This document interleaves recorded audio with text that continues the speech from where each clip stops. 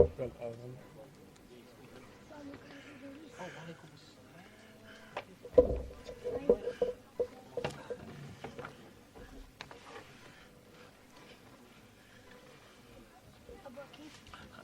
حالك؟ خير.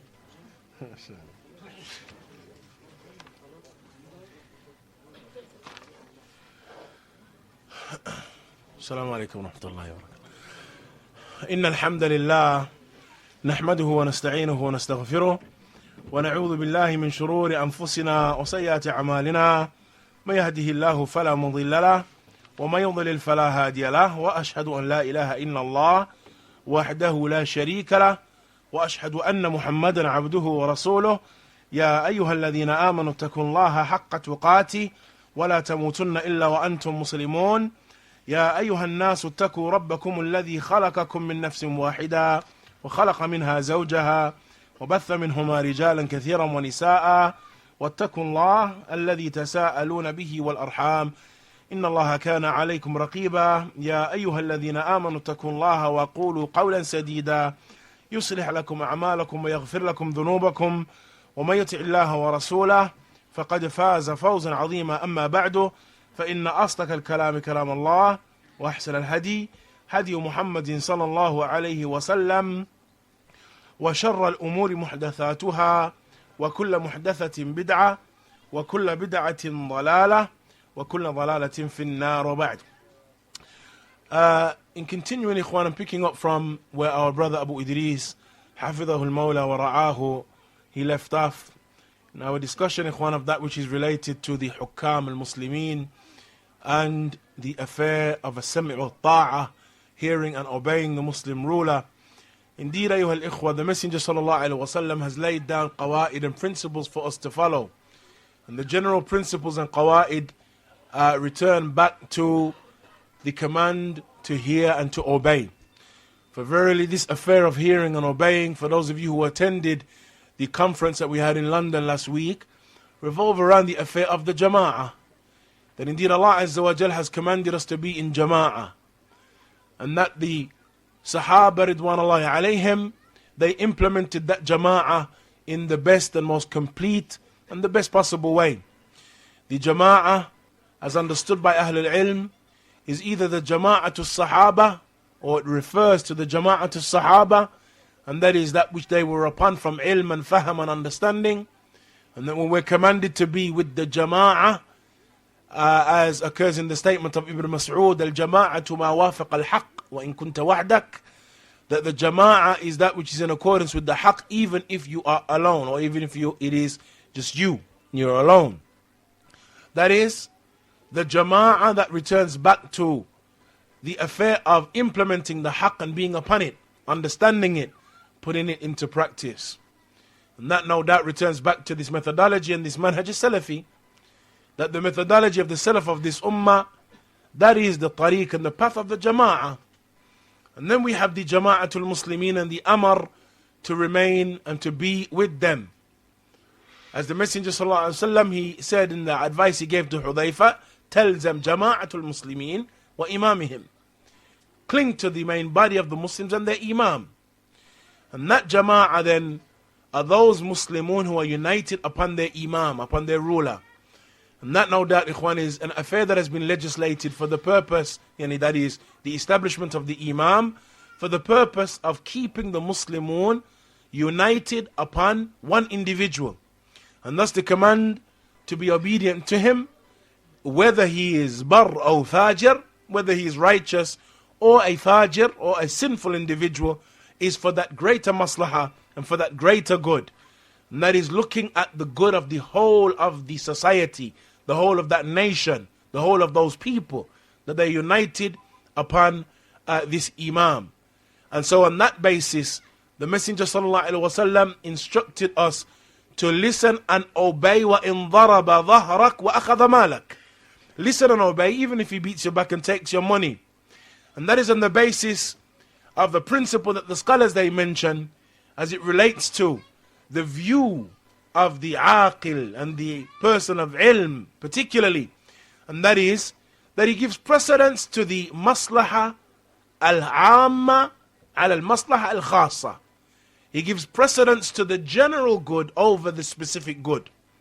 That myself, I've been beaten by the Imam, I have been oppressed by the Hakim, but then there is an affair that I may enter into that could lead to shaq asal jama'ah, splitting the ranks of the Muslims generally, or aiding in doing so. Here then I give precedence to the general good, that is the good of the Muslims in general, over my specific good, and that is seeking my rights and seeking to be avenged for the oppression that took place with me. And on that basis, ikhwan, it is of importance that we implement the affair of a sabr. For indeed, the Messenger sallallahu alaihi wasallam, he commanded with those same ahadith, many of those texts that revolve around the command to listen and obey the ruler. We similarly have a command to be patient upon listening and obeying. And the Messenger sallallahu alaihi wasallam, he mentioned, فَإِنَّهُ مَنْ يَعِشْ مِنْكُمْ فَسَيَرَى اخْتِلَافًا كَثِيرًا فَعَلَيْكُمْ بِسُنَّتِي وَسُنَّةِ الْخُلَفَاءِ الراشدين المهديين من بعدي تَمَسَّكُوا بِهَا وَعَضُّوا عَلَيْهَا بِالنَّوَاجِذِ. Cling to it. The Messenger sallallahu alaihi wasallam, he said, indeed he from among you who lives long, he shall see much difference. So cling to my sunnah and the sunnah of the Khulafa Rashidun, yani the way of the Salaf. تَمَسَّكُوا بِهَا, hold on to it. وَعَضُّوا عَلَيْهَا بِالنَّوَاجِذِ, and bite onto it with your molar teeth. Which no doubt, ikhwan, is an indication and an instruction with sabr upon sam'i wa ta'ah, being patient upon hearing and obeying the ruler. The Messenger sallallahu alaihi wasallam likewise said, as occurred in the hadith of Ibn Mas'ud radiyallahu anhu, as occurs in Sahih Muslim and elsewhere, the Messenger sallallahu alaihi wasallam, he mentioned, ikhwan, when he instructed and informed the companions that verily you will see that a time is coming that you shall see that there is athara. Now, a time is coming that you shall see that individuals will be given precedence over you. That you shall observe that the rulers, they carry out that which is, or that which you dislike. When the companions, they heard that statement, they queried the Messenger as to what they should do. The Messenger ﷺ responded by saying, تُعَدُّونَ الْحَقَّ الَّذِي عَلَيْكُمْ وَتَسْأَلُونَ اللَّهَ الَّذِي لَكُمْ. Carry out the haqq and the right that is upon you. That is, as it relates to your ruler. Listen and obey. وَتَسْأَلُونَ اللَّهَ الَّذِي لَكُمْ, and ask Allah Azza wa Jal for your right. Ask Allah Azza wa Jal for your right. And thus we see, ikhwan, that even in those instances when we have the rights of the Muslimun being transgressed against by the ruler, the origin is that you continue to carry out your rights, and do not let emotions take you and sway you away from that path of being patient upon the oppression of the ruler. And you ask Allah Azza wa Jal for your rights. You carry out the rights that are upon you, you ask Allah Azza wa Jal for your rights.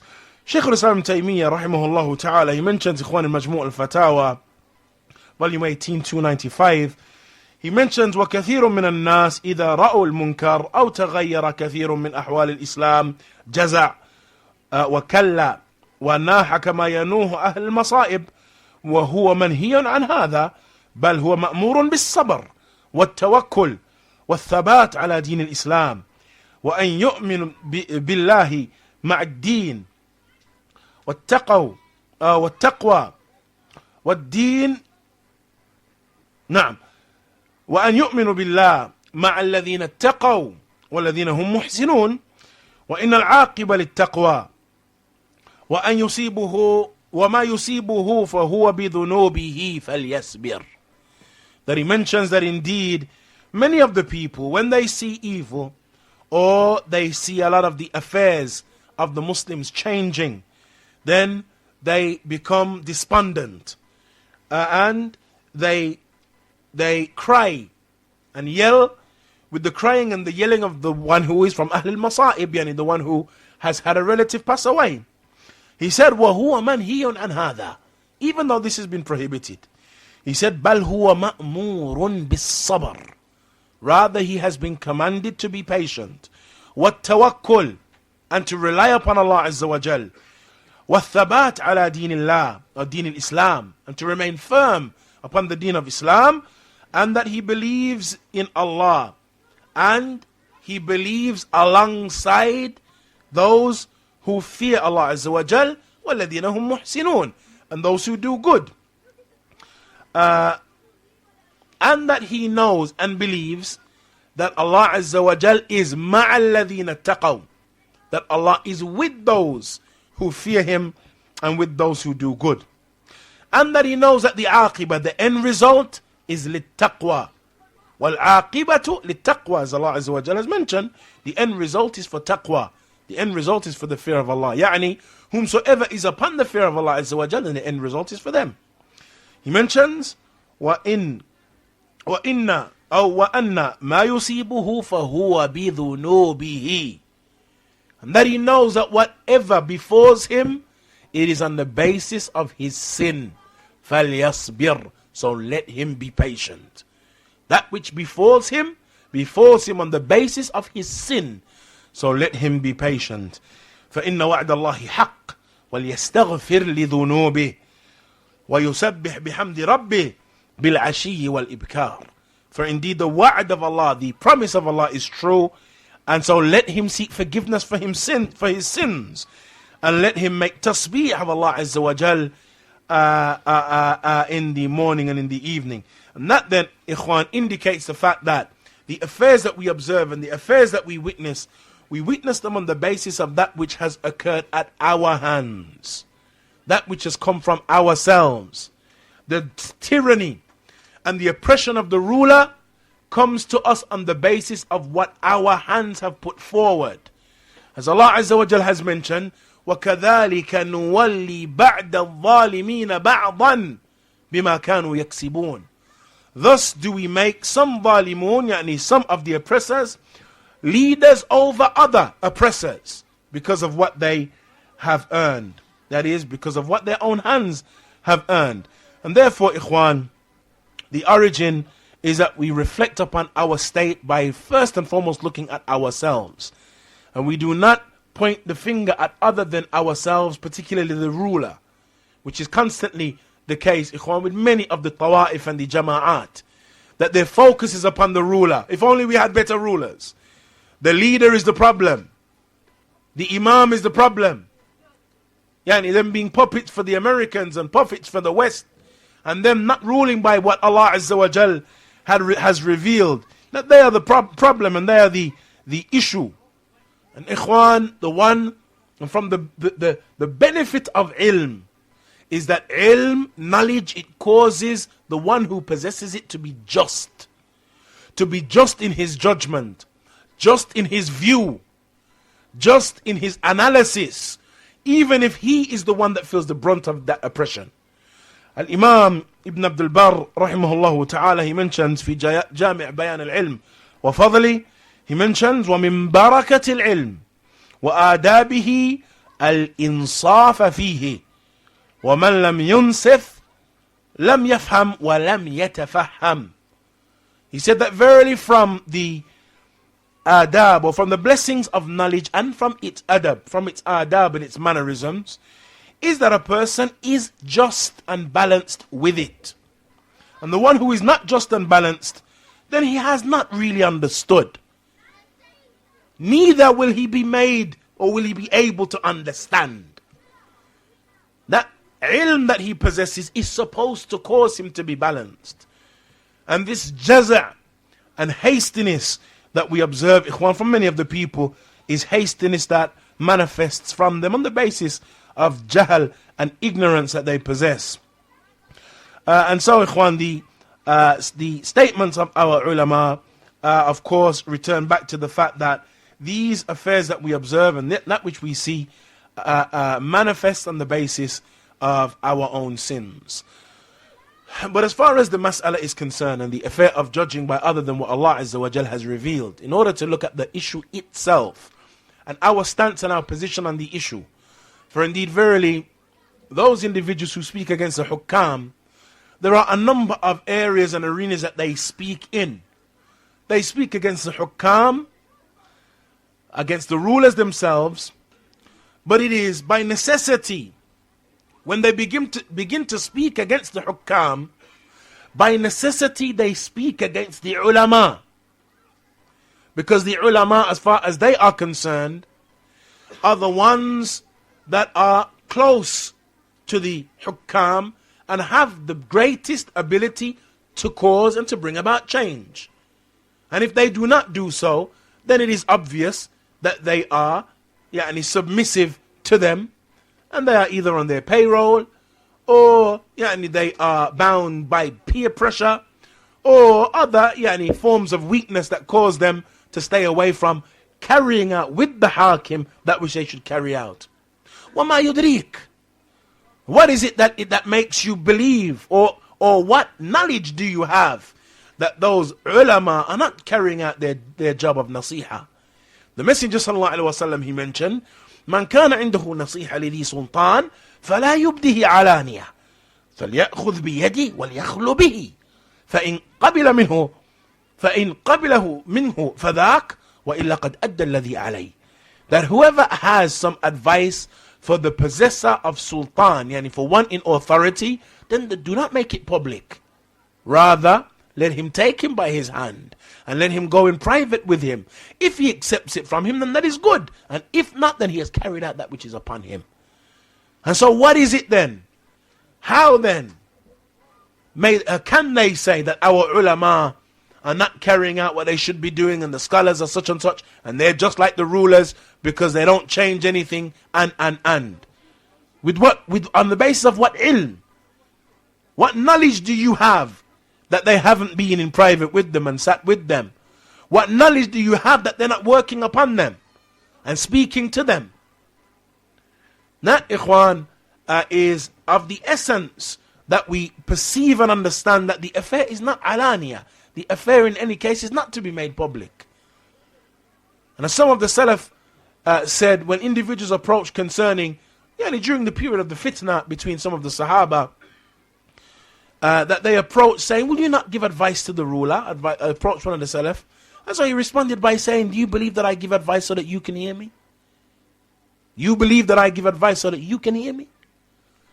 And so the advice then, ikhwan, is something that is done in private. One of the hadith, a popular hadith that is commonly used in regards to the affair of the ruler, is that the Messenger sallallahu alaihi wasallam said that the greatest form of jihad is kalimatu haqqin inda imamin ja'ir. The greatest form of jihad is to say a true word against an oppressive ruler.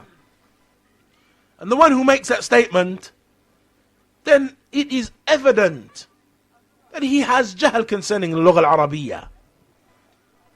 That the term inda is dharf makan. It is a particle that is used to refer to a place. And the statement of the Messenger sallallahu alaihi wasallam, kalimatu haqqin inda imamin ja'ir, is the true or the best form of jihad is to say a statement of truth. Inda, this term inda is one that refers to being in close proximity to him. And that is not that you stand 5,000 miles away from him upon a mimbar in France or in Italy or in England or in America, and that you hurl abuse to the ruler in the Islamic countries. Kalimatu haqqin inda imamin ja'ir, in the presence of an oppressive imam. And so, ikhwan, the origin and the asl concerning the nasiha of the imam is that it is done in his presence, close proximity to him, that you're alone with him, and then you say kalimatu haqq indahu. You say that word of truth in front of him, knowing that he's a tyrant, knowing that he's the type of individual that takes life quickly, easily, as was done by Ibrahim alayhi salatu wassalam. That after the various forms of da'wah that Ibrahim gave to his people, to his father, to his people in general, and then they decided to build that humongous fire that was resemblant to a building in size. That fire that Allah Azza wa Jal protected Ibrahim from, after he exited the fire and Allah protected him from that, he was called upon by Nimrud, the biggest tyrant that ever existed, or one of the biggest tyrants that ever existed. Al-Imam Shaykh al-Islam Taymiyyah, he said that the kings of the dunya are arba'a. The kings of the dunya are 4. 2 of them righteous and 2 of them tyrants. He said as far as the righteous 2, then it is Sulaiman and Dhul Qarnayn. And as far as the tyrants, then it is Nimrud Bukhtansar, who was Nebuchadnezzar. That Nimrud, King Nimrod, who lived and ruled in Mesopotamia, yani modern day Iraq, that he was from the most, yani when you read the story of Ibrahim, oftentimes, particularly those who were nurtured upon it as children, you envision a small village, few people, and it's a small township somewhere. But Ikhwan, Nimrud had one of the biggest kingdoms that ever existed, and was a well-known tyrant over the whole of the Persian region. And so when Ibrahim ﷺ, who as far as they were concerned was creating his fitna with this dawah of his, and when he was called upon by Nimrud, Ibrahim was not standing in front of a regular individual or one of the hukam or any hakim like the hukam of our time. Not one of them was like Nimrud. Not one of these present day hukam was like Nimrud. In his presence, that is when Ibrahim stood firm and had that position of shuja'ah and said that kalimatu haqq inda. فإن الله يأتي بالشمس من المغرب من المشرق فأتي بها من المغرب. Verily Allah Azza wa Jal brings the sun from the west, from the east, you bring it from the west.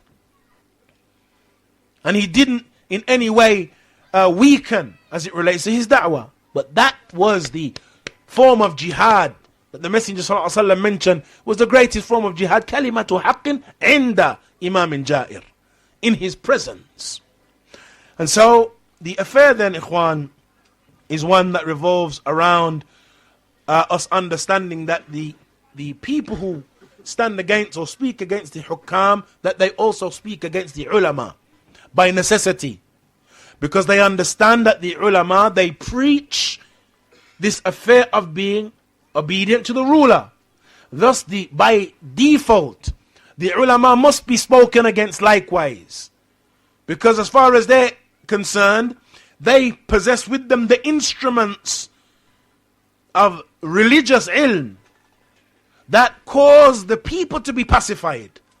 And so they too must be spoken against. And so we hear foolish statements like any real alim is in jail or has been killed. MashaAllah. All of the ulama, kulluhum real ulama, either in jail or dead. Well, Allah Azza wa Jal mentions, the Messenger said, لا تزال طائفة من أمتي ظاهرين على الحق لا يضرهم من خذلهم ولا من خالفهم. قال الإمام البخاري هم أهل العلم. That طائفة الظاهرة, they are the people of knowledge, as Imam al-Bukhari, he said. That manifest طائفة that the Messenger spoke of. So, but now we hear people saying, oh, they're all gone, they're either dead or they're in jail. And so there's no access, yani the Muslimun have no access to that marji'iyah, and have no access to ilm. Ma fi wahid alim, all gone or in jail. So they must by necessity make radd against the ulama, because they facilitate for the ruler, as far as they're concerned, this religious justification of not revolting against him and not making khuruj against him. And a third area that they speak about, Ikhwan, is the manhaj of Ahlul Haqq. Because, you speak about the Hakim, speak about the Alim, but now you're still going to have from the Awam al-Muslimin and from the Talabat Ilm, those who hold on to the methodology that is promoted by the Alim. And so that manhaj likewise needs to be spoken against. Because if you don't make radd of the manhaj, then some of the people are still going to carry it and utilize it. So they speak likewise against the methodology and the manhaj of Ahlul Haqq as it relates to the affair of the ruler. But Ikhwan, it should be known that when they speak against, and this is the ajib, dichotomy that they have, when they speak against our ulama, they use the kalam of our ulama. Because they know no other alim is an alim that is to be considered. And so they'll fish for kalam and statements from our ulama that prove that their methodology is one that actually is in accordance with the Kitab and the Sunnah. And Imam Ibn Kathir mentioned such and such in Bidayah wa Nihaya, and Imam Fulani mentioned such and such, and the Shaykh Muhammad bin Ibrahim, he mentions in Tahkeem al-Qawaneen such and such. And that is that they use our ulama to give, or use statements that they believe justify and fortify their position, use those statements against Ahlul Sunnah and Ahlul Haqq. And that, Ikhwan, no doubt is and indicates to you the tanaqud and the oppression of the qawm. But indeed, Ikhwan, and their khubth, indeed, ayyuhal ikhwa, Allah Azza wa Jal has laid down for us certain principles in the Quran as it relates to the rule, and we mentioned them, Ikhwan, briefly, since our time, no doubt, is limited with you. Generally, as it relates to the affair of al-hukm bi ghayri ma anzal Allah, or al-hukm bima anzal Allah, there are a number of verses, particularly verses in Surah Ma'idah, that are the main verses that the issue revolve around. Allah Azza wa Jal mentions, as occurs in Surah Ma'idah, verse 44 and 45, Allah Azza wa Jal mentions, إِنَّا أَنزَلْنَا التَّوْرَاةِ فِيهَا هُدًى وَنُورٌ يحكم بها النبيون الذين أسلموا للذين هادوا والربانيون والرهبان بما استحفظوا من كتاب الله وكانوا عليه شهداء والأحبار بما استحفظوا من كتاب الله وكانوا عليه شهداء. Allah Azza wa Jal mentions that indeed we have revealed the Torah. In it was light and guidance. It is judged by, it is used for judgment by those who we sent from among the Anbiya, and they judge on behalf of the Yahud, the Jews, and do the priests and the rabbis. بِمَا اسْتُحْفِظُوا مِنْ كِتَابِ اللَّهِ, since they were made guardians over the book. وَكَانُوا عَلَيْهِ شُهَدًا, and they were witnesses over it. فَلَا تَخْشَوُا النَّاسَ وَخْشَوْنِ, so do not fear the people but fear me. وَلَا تَشْتَرُوا بِآيَاتِي ثَمَنًا قَلِيلًا وَمَنْ لَمْ يَحْكُمْ بِمَا أَنزَلَ اللَّهِ فَأُولَئِكَ هُمُ الْكَافِرُونَ. Allah mentions, so don't fear the people but fear me, and do not purchase with my ayat a miserable price. And whomsoever does not judge by what Allah has revealed, then they are the kafirun. And that is the first verse, and it is the most popular in the issue. وَمَنْ لَمْ يَحْكُمْ بِمَا أَنزَلَ اللَّهِ فَأُولَئِكَ هُمُ الْكَافِرُونَ. Whomsoever does not judge by what Allah has revealed, then they are the kafirun. Allah Azza wa Jalla likewise mentioned, وَكَتَبْنَا عَلَيْهِمْ فِيهَا أَنَّ النَّفْسَ بِالنَّفْسِ وَالْعَيْنَ بِالْعَيْنِ وَالْأَنْفَ بِالْأَنْفِ وَالْأُذُنَ بِالْأُذُنِ وَالسِّنَّ بِالسِّنِّ وَالْجُرُوحَ قِصَاص. That we have legislated upon them in it, that is in the Torah, that a life for a life, an eye for an eye, a nose for a nose, an ear for an ear, a tooth for a tooth, and wounds are to be judged on the basis of their like. That is, the laws of retribution are placed. Allah Azza wa Jal gave to them, and He gave that to them in their book. فَمَنْ تَصَدَّقَ بِهِ فَهُوَ كَفَّارَةٌ لَهُ. But whosoever is charitable in terms of the laws of retribution and doesn't seek them, then it is no doubt an expiation for him. It is good for him if he doesn't follow up the laws of retribution. And then Allah Azza wa Jal mentions, وَمَنْ لَمْ يَحْكُمْ بِمَا أَنزَلَ اللَّهِ فَأُولَئِكَ هُمُ الظَّالِمُونَ. And whosoever does not judge by what Allah Azza wa Jal has revealed, then they are the ظالمون. And so that is the second verse that Allah Azza wa Jal mentions. And the third verse concerning al-hukm bi ma anzal Allah, the third popular verse concerning al-hukm bi ghayri ma anzal Allah, is a statement of Allah Azza wa Jal, وَلْيَحْكُمْ أَهْلَ الْإِنْجِيلِ بِمَا أَنزَلَ اللَّهُ فِيهِ وَمَنْ لَمْ يَحْكُمْ بِمَا أَنزَلَ اللَّهُ فَأُولَئِكَ هُمُ الْفَاسِقُونَ. Then let the people of the Injil judge on the basis of what we have dictated to them in it, and whomsoever does not judge by what Allah has revealed, then they are the fasiqun. So Allah Azza wa Jal mentions here three outcomes for those who do not judge by what Allah has revealed. Kafirun, Zalimun, Fasiqun. Three verses.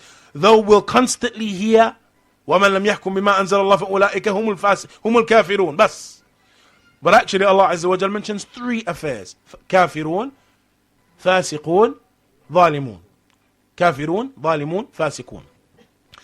As far as the issue and the mas'ala then is concerned, Ikhwan, then of course, Ikhwan, there are a number of other ayat and verses, أَفَحُكْمُ الْجَاهِلِيَّةِ يَبْغُونَ, and other verses that are used, but those are the main verses, and they're verses that we commonly hear individuals utilizing against the hukam and against the rulers of the Muslimin.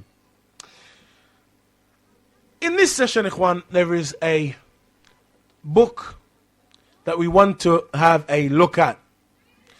And the book that we want to look at, some of the statements within it, is a book that was attributed, and that book that was truly written by Shaykh Muhammad bin Ibrahim al-Shaykh. Shaykh Muhammad bin Ibrahim is and was the teacher of Shaykh Abdul-Aziz bin Baz.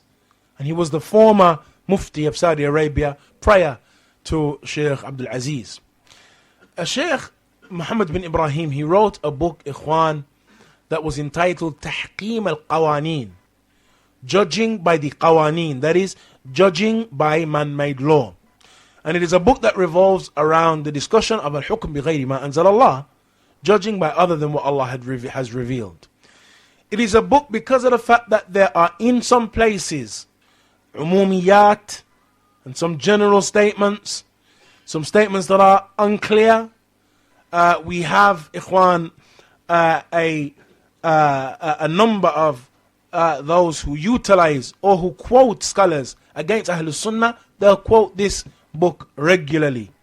And it's a clear indication, Ikhwan, for the one who understands the statements of the alim and of the Shaykh, rahimahullah, that they have misconstrued his statements, utilized them out of their place. He discusses that which is related, Ikhwan, to those who judge by other than what Allah has revealed and their categories. Those who judge by other than what Allah Azza wa Jalla has revealed and the categories of individuals who do so. And he mentions a number of categories.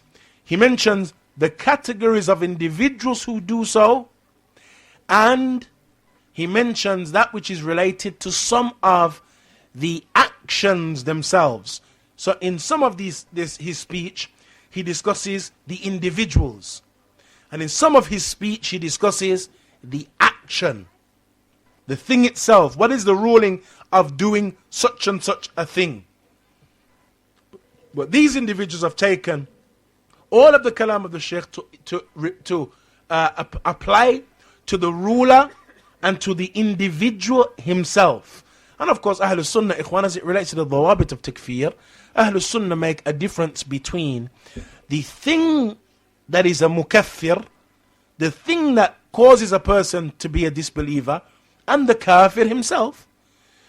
Yani, and I'm sure, Ikhwan, our brother Abu Idrisi made mention of the qaida, لَيْسَ كُلُّ مَنْ وَقَعَ فِي الْكُفْرِ وَقَعَ الْكُفْرُ عَلَيْهِ.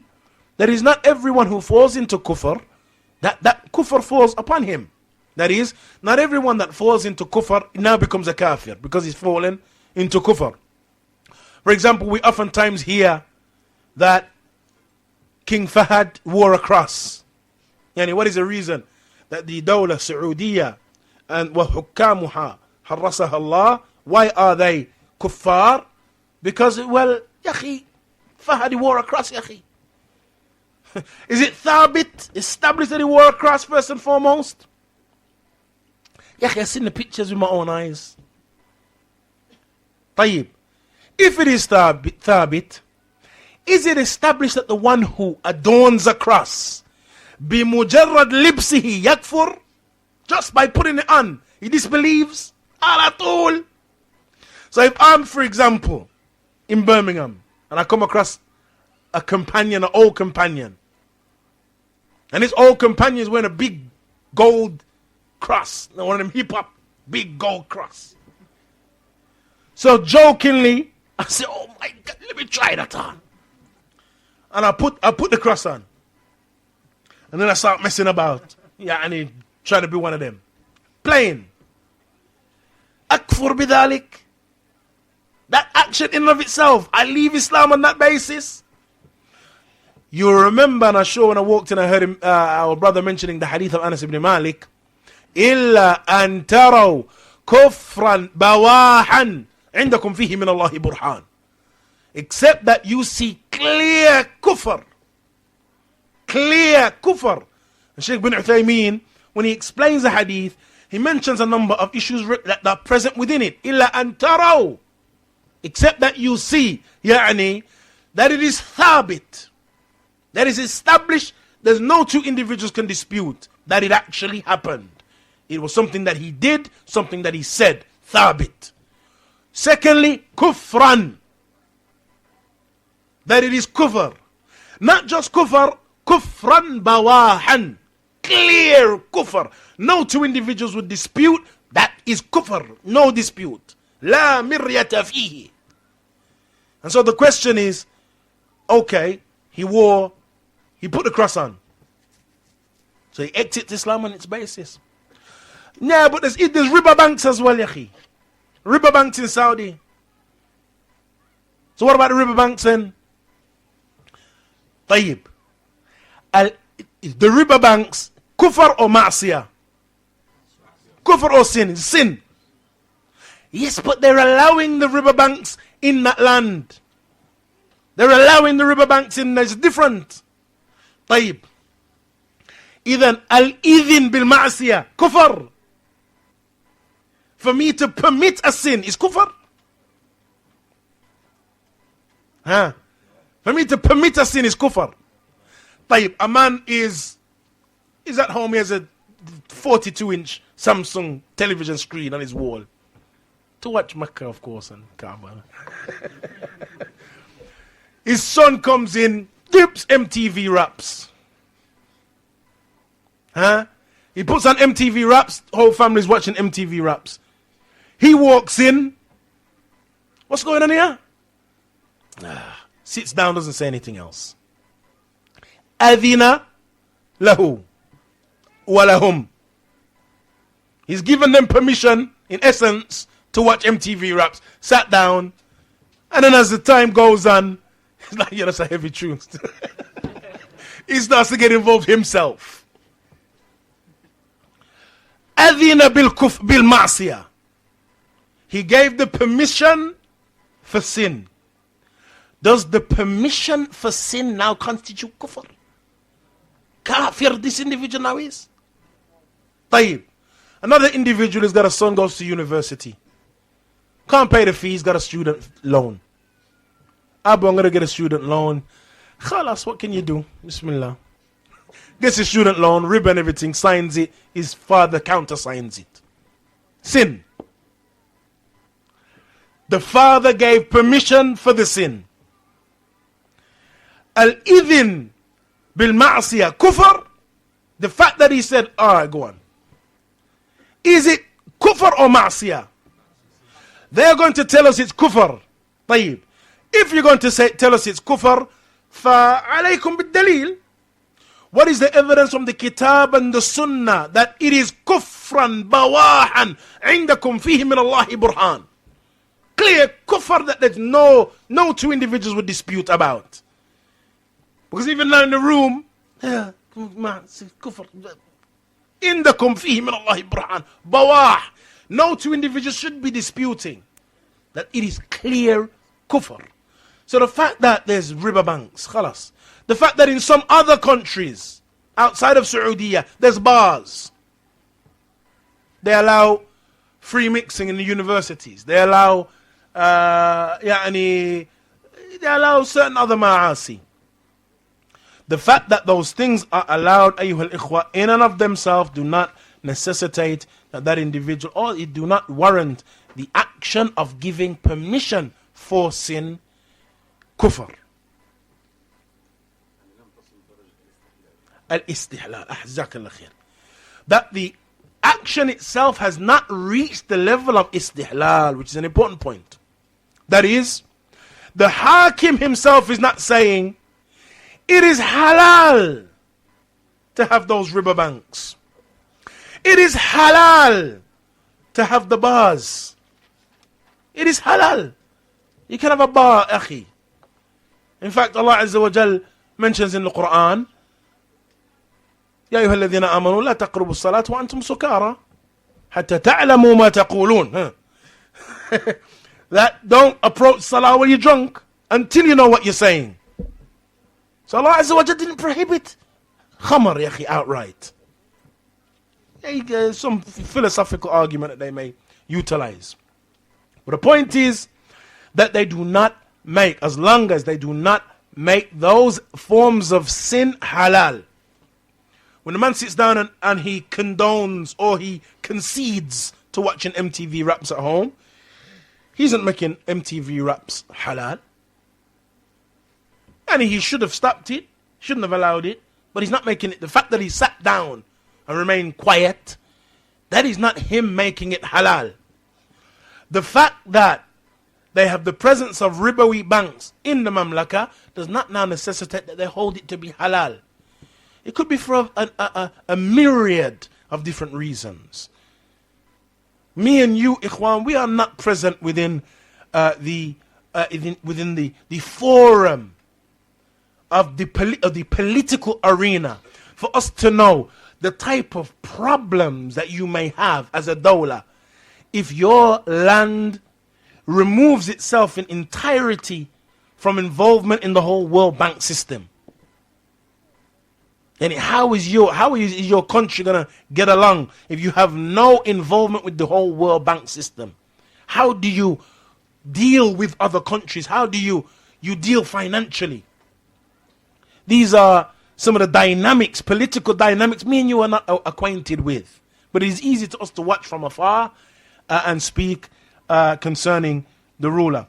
In any case, ayyuha al-ikhwa, Shaykh Muhammad bin Ibrahim, he mentions the categories of judging by other than what Allah has revealed, and he mentions the first. He said, فَأَمَّا الْأَوَّلْ فَهُوَ كُفْرْ اعْتِقَادي. These first categories are considered kufr i'tiqadi. That is, they are disbelief of i'tiqad, disbelief that returns back to one's i'tiqad, one's aqidah, which is different from the kufr al-amali, which is the disbelief of an action. The disbelief in aqidah is that which expels a person from the religion. He mentions the first category, أن يجهل الحاكم يجحد أحقية حكم الله ورسوله. That first and foremost, this individual, the one who judges by other than what Allah has revealed, he rejects the fact that Allah and His Messenger have the right, or the rule and the judgment and the rule of Allah and His Messenger have any right to be governed by in His land. So he rejects even the right to judge by what Allah Azza wa Jal has revealed. فهذا جهود لما أنزل الله من الحكم الشرعي ولا نزاع فيه بين أهل العلم فإن هذا من الأصول المتقررة والمتفق عليها بينهم أن من جهد أصلا من أصول الدين أو فرعا مجمع عليه أو أنكر حرفا مما جاء به الرسول صلى الله عليه وسلم قطعيا فإنه كافر كفر الأكبر الناقل من الملة. This first category then, the one who rejects something that is established from the usul of the religion, the one who denies one of the affairs of the deen of Allah Azza wa Jal, and he denies that which is agreed upon by the scholars. That is, again, the usul, he either rejects and denies the usul, or he rejects and denies something that is agreed upon by the scholars from the usul of the religion, or a far' that is agreed upon from the affairs of the deen, or that he rejects a letter that has come from the Messenger sallallahu alaihi wasallam that is established qat'iyan, that is categorically established, then he is a kafir, kufran akbar, major kufr that expels him from the religion. That is the first individual then. And as we mentioned, we're mentioning the speech of Shaykh Muhammad bin Ibrahim for a reason. And that is because of the fact that it is one of the main sources that they use. Secondly, النوع الثاني أن يعتقد أن حكم غير الله أحسن, that he believes that the hukm or the rule of other than Allah is better than the rule of Allah Azza wa Jal, وأتم وأشمل, that he believes it's more complete, it is more comprehensive, and thus the people, they are more in need of this than with the hukm of Allah Azza wa Jal. And so he concludes with that one, with this issue, that there is no doubt that he is annahu kufr. There's no doubt that he is that it is kufr, and the one who does so, he leaves Islam. That is, he judges by other than what Allah Azza wa Jal has revealed, and he believes that it is better than what Allah Azza wa Jal has revealed. The third, النوع الثالث أن لا يعتقد كونه أحسن من حكم الله ورسوله ولكن اعتقد أنه مثله. The third, he doesn't believe that it is better, but he believes that it is like it. That the law of the kuffar is like the law of Allah Azza wa Jalla, like the Sharia, same type of thing. And so, if you judge by this, judge by that, is both the same. That likewise, he comes to a conclusion that it, without doubt, is considered kufr, as other than him from Ahl al-Ilm reached that conclusion, Shaykh Abdul-Aziz ibn Baz and others, and he mentions ولكن اعتقد أنه مثله فهذا كالنوعين اللذين قبله في كونه كافرا كفرا ناقل عن الملة, that there is no doubt then that this individual is like the first two categories, is outside of the millah. So far we have the one that believes, number one, first one, he أحسنت, that he denies أحقية الحكم بما أنزل الله. Allah and His Messenger and the rule of the Sharia has no right to be judged by. The second, that is better, is ahsan, that we have the rule of Allah, it has right to be judged by, but the qawaneen al-Faransi or al-Britani or that these other forms of judgment are actually better. The third is the same. You can use Sharia, you can judge with this. It's all the same. That likewise, yakfur. The fourth, أن يعتقد جواز الحكم بما يخالف حكم الله ورسوله, that he believes that it is permissible. He believes that it is permissible. This one who believes, the one that believes that it is permissible, is like the previous three. So those four, the Sharia has no right. Number two, the Sharia, the other rule is better. Number three, they are the same. Number four, it is permissible to judge by other than what Allah Azza wa Jalla has revealed. All of those four يخرج من الملة and is considered kufr. Then he mentions two other categories, and these two other categories now these are the areas that those who utilize and that those who speak against the hukam, they use these two categories against the rulers and against the hukam. He mentions, and here, ikhwan, the focus is not upon, and you'll listen, you'll hear the ibara of the Shaykh and the wording that the Shaykh uses, that the affair is a focus upon the action itself and not upon the one who does it. upon the action itself. Number 5, he says, وهو أعظمها وأشملها وأظهرها معاندة للشرع ومكابرة لأحكامه.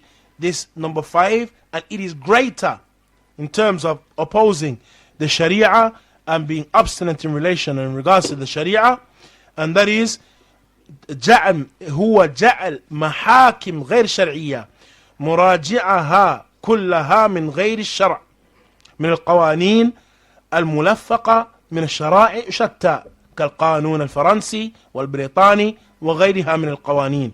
That is that individuals have or place within their land courts that are or that have within them the judgment of other than the judge other than the rule of Allah Azza wa Jal, utilized within them or implemented within them. He said,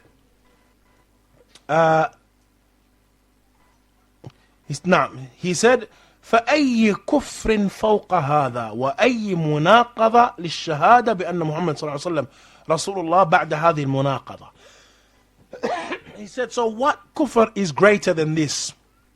To place and to establish the affair of non-shari'i court within the land.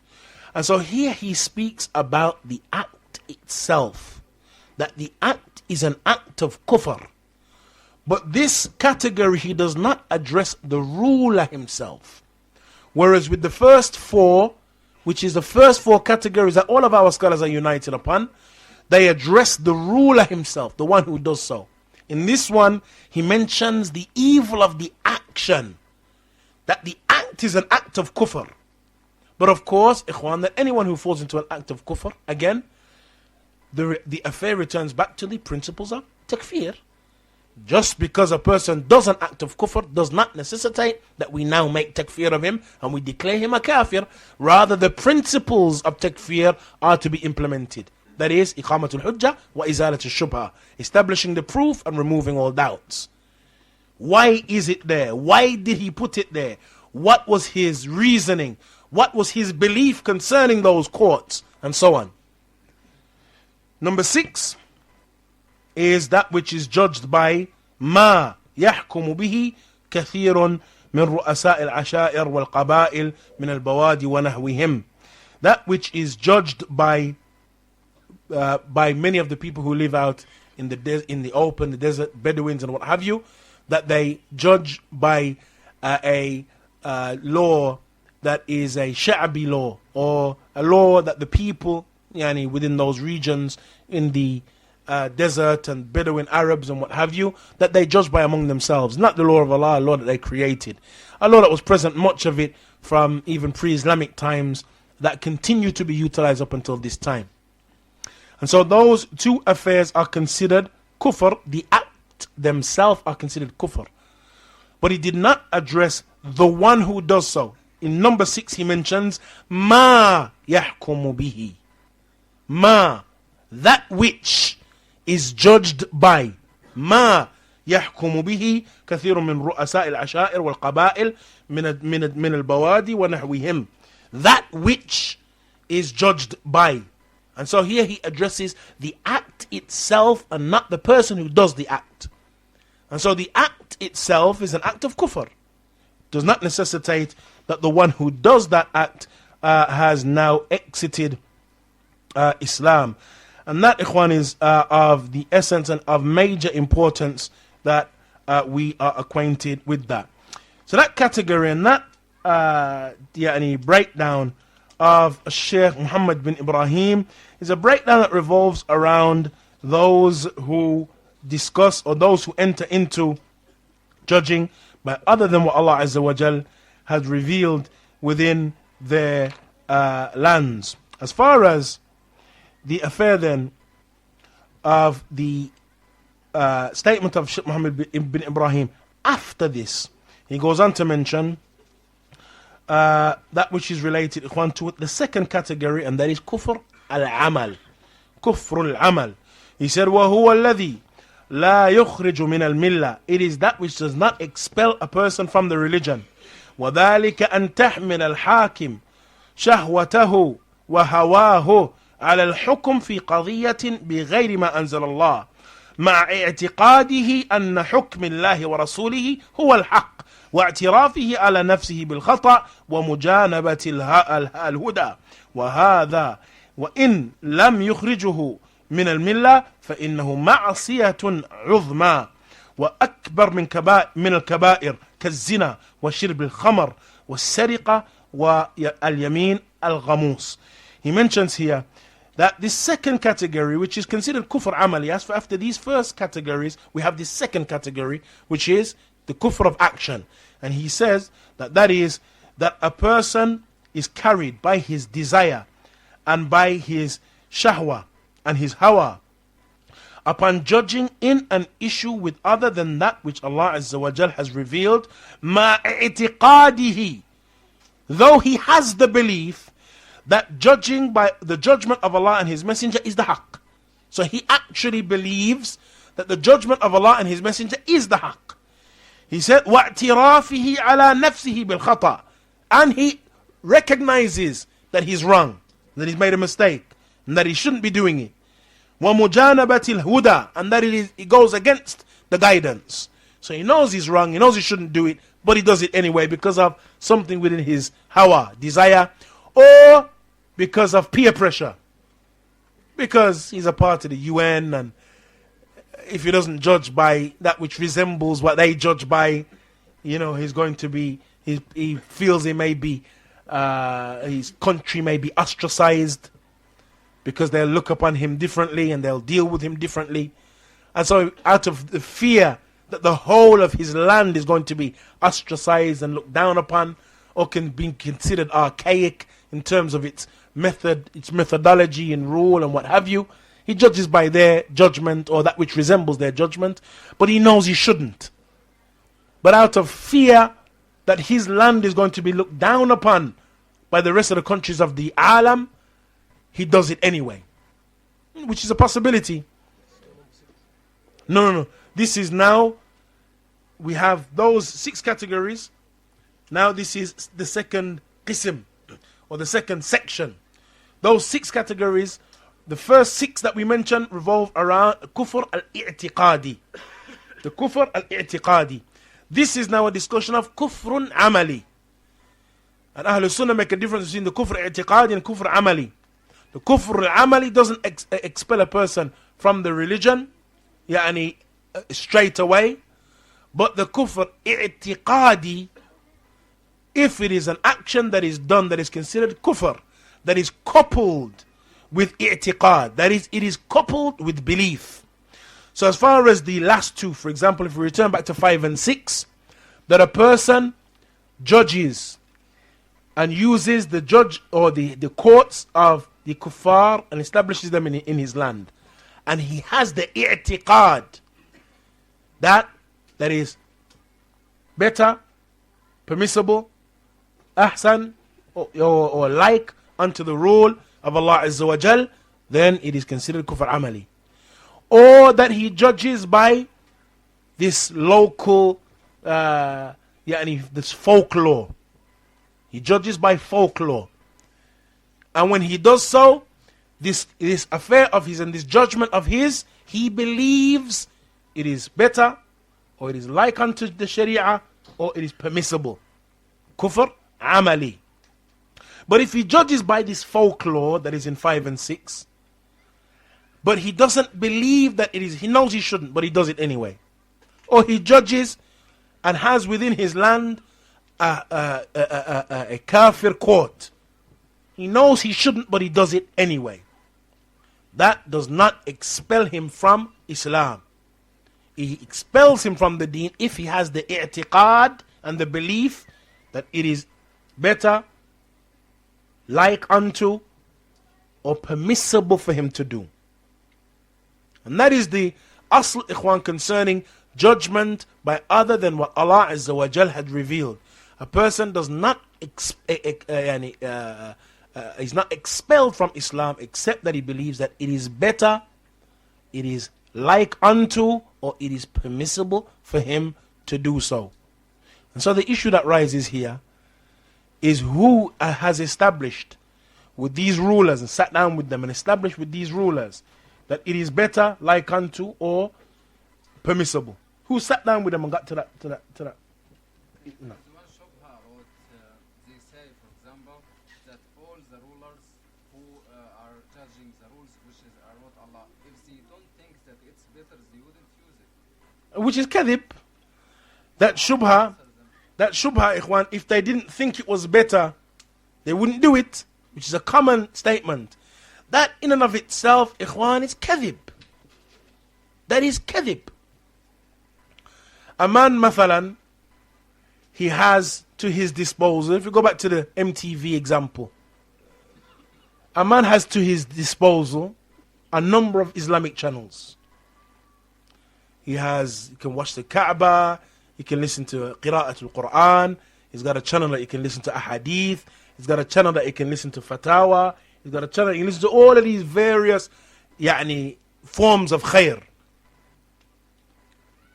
But that one day, MTV raps. Do we say that if he didn't think it was better, he wouldn't turn it over? He may well know, and it is established in his heart, that those Islamic channels are far better, and that is shar, and that is evil, and he shouldn't actually do it. But he does it because of a weakness that comes to him either on that day, or because of peer pressure from the rest of his family. The kids want to watch it, and he doesn't want to appear to be a bad dad, and so he allows it. Or a dad that's not cool, so he allows it.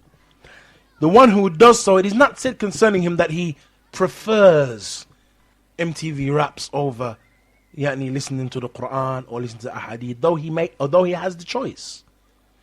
And so that is on a lower level, ikhwan, within the home. But it should be known, and there was a quote that I wanted to mention, that judgment, ikhwan, by other than what Allah Azza wa Jal had revealed, does not return and is not specific to the ruler. Every single Muslim, those verses, he's bound by them. Judging by what Allah Azza wa Jal has revealed. It is an affair that revolves around every single Muslim. Those who have jurisdiction, or those who have state jurisdiction, and those who have a smaller level jurisdiction in his home. I, in my home, have the ability to judge by what Allah Azza wa Jalla has revealed. And those verses are applicable to me as they are applicable to the ruler. And we're going to make mention of some of the maqulat, or some of the statements of Ahl-al-Ilm, though we have to round up, that indicate that. Aywa?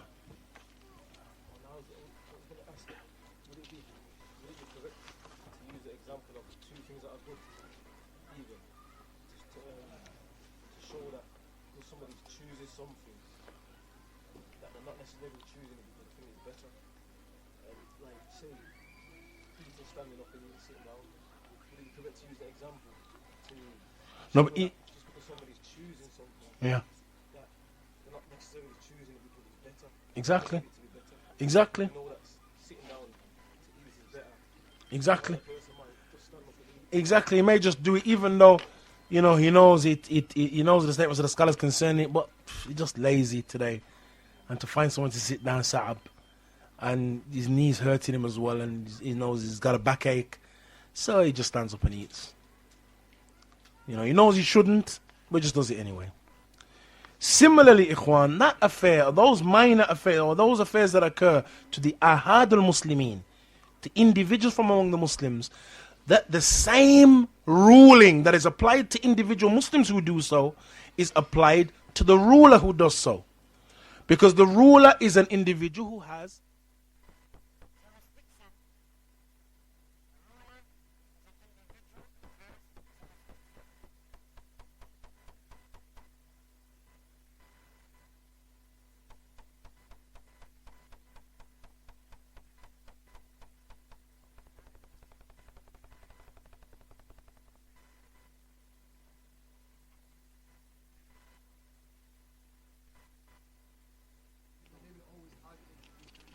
We'll come to that, inshallah. Yes, Baka, it's Baka. I was about to say, I know you didn't just turn off the mic. Naam. And so, Ikhwan, even though it wasn't intentional, that was actually my cue. But as we say, Ikhwan, the affair of al-hukm bi ghayri ma anzal Allah, then the issue is not specific to the ruler alone, Ikhwan, and there is a statement that I had intended to mention. Now, here's the statement of Shaykh al-Islam Taymiyyah. Shaykh al-Islam Taymiyyah, he mentions, Ikhwan, in volume 18, 170 of Majmu' al-Fatawa, وَكُلُّ مَنْ حَكَمَ بَيْنَ إِثْنَيْنِ فَهُوَ قَاضٍ سواء كان صاحب حرب أو متولي الديوان أو منتسبا للاحتساب بالأمر بالمعروف والنهي عن المنكر حتى الذي يحكم بين الصبيان في الخطوط فإن الصحابة كانوا يعدونه من الحكام. That he mentions, whosoever judges between two people, then he is a judge. This is Shaykh al-Islam Taymiyyah. Whosoever judges between two people, he's a judge. Whether he is a person that is involved in warfare, the military, or one that has the instruments of government, or one that has been placed in charge of the affair of enjoining the good and forbidding the evil, yani within the state, the Hisbah, or even a person who judges between children within a madrasa or what have you, yani within a school that the children are in. فإن الصحابة كانوا يعدونه من الحكام. The Sahaba used to consider him from the hukam. Even an individual judge between two children. Whose sweet is it? Give me who took it first? Who's it supposed to be? That judgment between the children is considered from the hukam. Which indicates, Ikhwan, this affair of the ruler, these, the same ahkam and the same rulings that apply to the ruler apply to you yourself. And apply likewise to our families. And apply to our relatives and what have you. And there's one last issue, Ikhwan, it's unfortunate that we have to round up so soon because there was so many more important nuqulat that we needed to mention. But there's one last issue, and that is the issue, Ikhwan, of that is the issue, Ikhwan, of at-tabdeel, which is a common issue that is mentioned. That these individuals, these rulers, they make tabdeel of the sharia. That is, they exchange the sharia. And whoever makes tabdeel, yakfur. Tabdeel, exchanging the sharia, is kufr. Shaykh al-Islam Taymiyyah, Ikhwan, he discusses the affair of at-tabdeel. And what is intended by tabdeel? Is it just that instead of judging by way of the book and the sunnah, a person judges by using democracy or using the French law or using another law, some other man-made law? What is the intent behind tabdeel? He mentions الشرع. He mentions here, and that is, Ikhwan, in volume 3, Majmu' al-Fatawa 268. After mentioning the affair of making haram halal, halal haram, and what have you, he mentions that that whosoever does so, that is, الإنسان متى حلل الحرام المجمع عليه أو حرم الحلال المجمع عليه أو بدل الشرع المجمع عليه كان كافرا مرتدا باتفاق الفقهاء.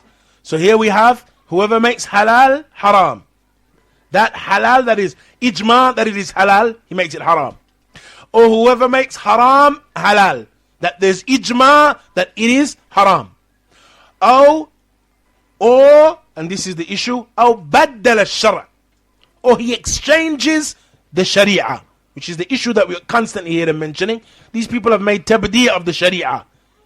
And Shaykh al-Islam Taymiyyah and others have said, whoever makes tabdeel of the sharia, yakfur, kafir. He mentions, أو بدل الشرع المجمع عليه كان كافرا مرتدا باتفاق العلماء الفقهاء. Then he is a kafir مرتدا, يعني that he is an apostate by consensus of the fuqaha. Then he goes on to mention the issue, ikhwan, of these alfaz and this term shara. When we're saying whoever makes halal haram, haram halal, and exchanges the sharia, what is the intent behind that? He mentions, rahimahullah ta'ala, that this term shara is applicable to three things. The first, الشرع المنزل وهو ما جاء به الرسول وهذا يجب اتباعه ومن خالفه وجبت عقوبته. يعني the first شرع is the شرع المنزل ما جاء به الرسول عليه الصلاة والسلام. ثاني طيب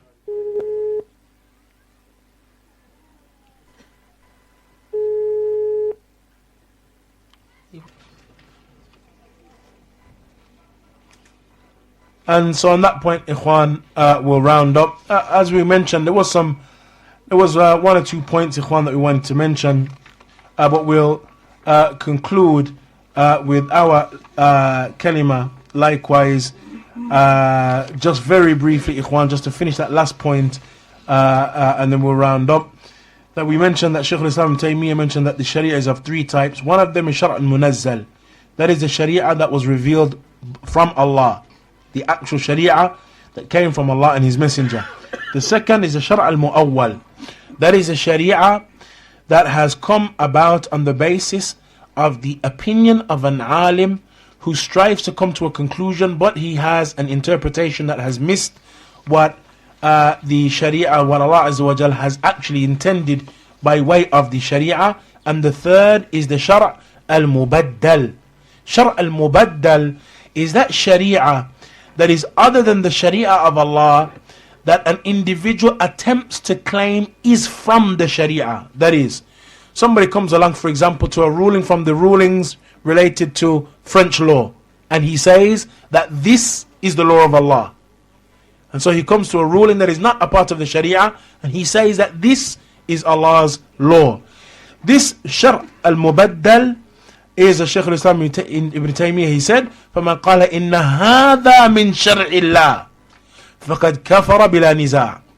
And so the term at-tabdil, or the sharia, or the shar' al-mubaddal, this tabdil is not that a person just judges by other than what Allah has revealed, but that he judges by what other than Allah has revealed and claims that this is the sharia, which is not, ikhwan, that which we find these rulers doing in our time. And so the affair then is and needs to be understood. But ikhwan, the mas'ala is a mas'ala muhimma, very important issue. Our brothers should try and strive to get some understanding of the issue, ikhwan, because there are many who will utilize or misguide the people and beguile the people on the basis of this methodology and ideology.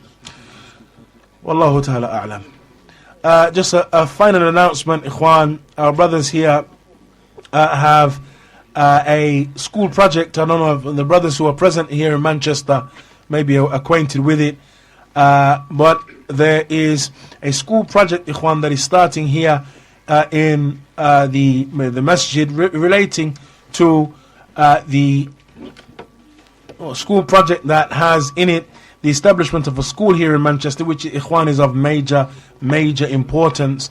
There is a leaflet that the brothers have produced concerning the school, concerning the intent behind the school, what inshallah how it is intended to be built, and the amount that our brothers are trying to raise for the establishment of this most important school for the children and the education of the children of the brothers and sisters who live in the area.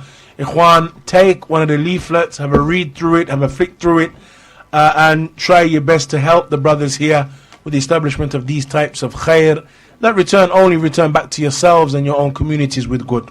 جزاكم الله خير إخوان. نسأل الله سبحانه وتعالى يوفقنا وإياكم لما يحبه ويرضاه وصلى الله وسلم وبارك على نبينا.